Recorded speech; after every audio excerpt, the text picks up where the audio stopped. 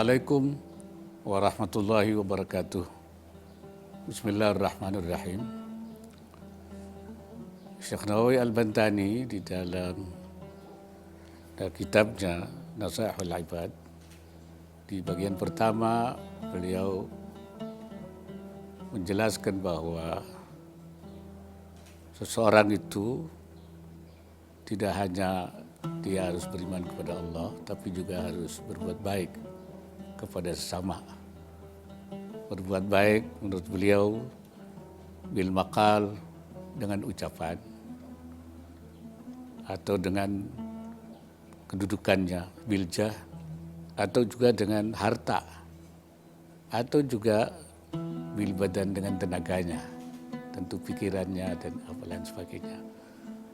Pandangan-pandangan beliau ini didasarkan pada beberapa hadis, antara lain khaslatani la syai'a afdalu minhuma.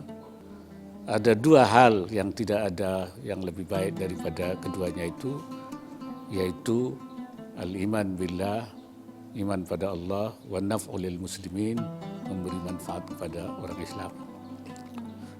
Dan begitu juga beliau mengambil hadis lagi, wa haslatani la syai'a akhbatsu minhuma. Tidak ada suatu hal yang lebih buruk daripada kedua hal ini, yaitu asyirku billah wa darbil muslimin, dia syirik kepada Allah dan juga membuat bahaya, memberikan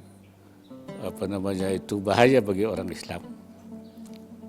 Beliau mengatakan bahwa semua perintah Allah itu terpulang kepada dua hal ini, yaitu at-ta'zim lillah, membesarkan Allah, wa syafaqah li khalqihi, dan menyayangi makhluknya dengan memberikan berbagai keringanan, membantu yang miskin, menolong yang susah. Bahkan beliau ketika menafsiri wa ma rabbuka liyuhlikal qura bizulmin wa ahluha muslihun, bahwa Allah tidak akan menghancurkan suatu negeri ketika negeri itu mereka berhubungan satu sama lain dengan baik, walaupun ada kesyirikan di dalamnya. Beliau mengatakan syirik semata-mata tidak akan mengakibatkan terjadinya azab dari Allah. Beliau menyebutnya azab al-istiqsal, yaitu azab yang turun langsung. Tetapi Allah akan menurunkan azabnya manakala muamalahnya, pergaulannya tidak baik. Asa'u fil muamalah wa sa'u fil idza linnas, dan berusaha untuk menyakiti manusia. Wa zulmil khalqi, dan kezaliman pada makhluknya. Kalau ada kezaliman, penindasan hak-hak, itu Allah akan menurunkan azabnya. Tapi kalau haknya sendiri, orang berbuat syirik, Allah tidak langsung. Karena apa? Karena kata Syekh Nawawi, Allah sudah memberikan toleransi untuk tidak langsung memberikan hukuman ketika haknya dilanggar. Tapi ketika hak hamba-hambanya, hak-hak manusia yang dilanggar, Allah tidak menundanya, langsung akan menurunkan azabnya. Itu kata Syekh Nawawi, karena hak manusia itu didahulukan. Karena itu beliau mengatakan walidzalika tuqaddamu huququl ibad ala huquqillah inda tazahumil huquq. Maka ketika terjadi berhimpitan, hak mana yang harus didahulukan? Apakah haknya manusia, hamba-hambanya, atau hak Allah? Nah, itu kemudian Syekh Nawawi mengatakan hak hambanya yang harus didahulukan. Karena Allah telah memberikan toleransi. Tetapi untuk hak manusia, Allah tidak akan memberikan toleransi.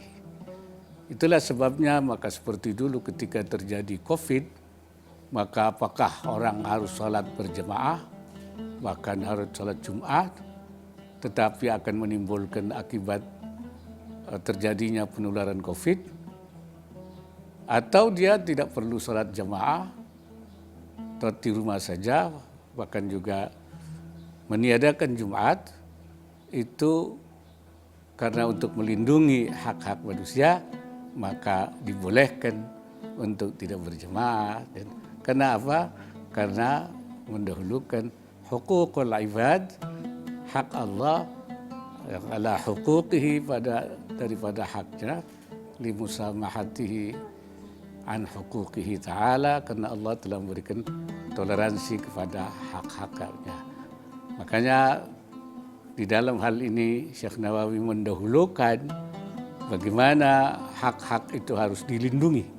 Ya, jadi kalau bicara tentang hak-hak asasi manusia, sebenarnya ulama kita seperti Syekh Nawawi sudah lebih awal yang memberikan porsi yang besar, sehingga kita semua harus bisa menjaga kedua hal itu. Tidak cukup kita hanya beriman kepada Allah Subhanahu wa taala, tetapi juga harus berbuat baik kepada manusia.